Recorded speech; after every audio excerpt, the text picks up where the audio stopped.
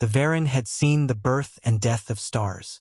As the galaxy's oldest known sentient race, they had cataloged nearly every form of life, watched empires rise and collapse, and outlived entire civilizations.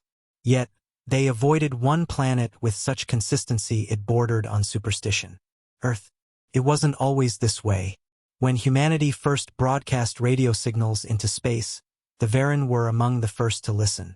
They observed humanity with the same distant curiosity they gave to all younger species. But when Earth reached faster-than-light travel and joined the galactic network, the Varen did something they'd never done before. They left. Not a warning. Not a declaration. They simply erased Earth from their navigational charts and redirected all Varen trade, science, and exploration away from the Sol system. At first, no one noticed. The Varen were reclusive anyway. But eventually questions spread. It wasn't just avoidance, it was fear.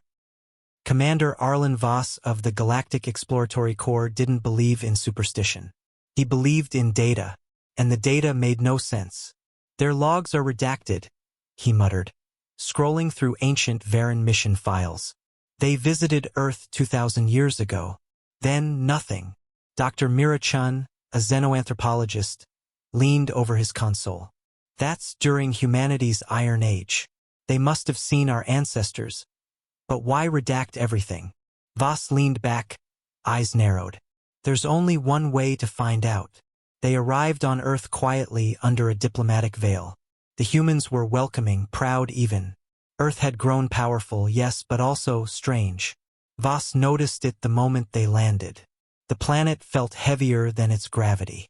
The air buzzed with something unexplainable. As if the shadows were watching. Their host, General Adriana Hale of Earth Defense Command, greeted them at the New Geneva port. "You're curious why the Varen avoid us," she said before Voss could even ask. He blinked. "How did you know?" She smiled. "Because they always send someone like you every few decades. You never remember. But we do." Chun frowned. "Wait, what?" General Hale gestured toward a towering structure beyond the base. Dark, ancient, humming softly. "That's not human," Chun whispered. "No," Hale said. "It's not." They called it the Deep Signal Vault. Hidden beneath Earth's surface, sealed in tungsten and memory-locked alloys, it housed transmissions older than human civilization. Messages the Varen never expected humanity to decode. But they did. And that's when it woke up. "It wasn't just us you heard," Hale explained as they descended into the vault. "Something else listened too. Something that used Earth as a cage long before we evolved." Chen's voice trembled. "And you freed it?" Hale shook her head. "We didn't free it. We understood it." Inside the vault, the air changed. Denser. Sharper. A chamber pulsed with shifting light, whispering in no known language. Yet Voss could feel the meaning. We are not alone. We never were. In the center hovered a sphere of impossible geometry, constantly folding and unfolding in ways that defied three-dimensional logic.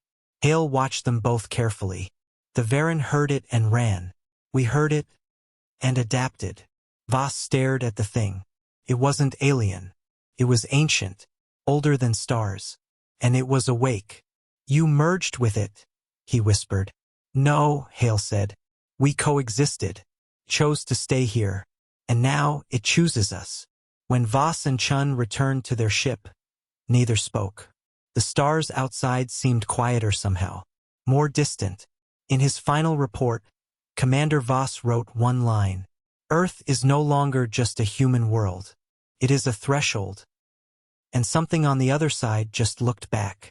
The Galactic Council classified the report within hours. Access denied. The Varen said nothing.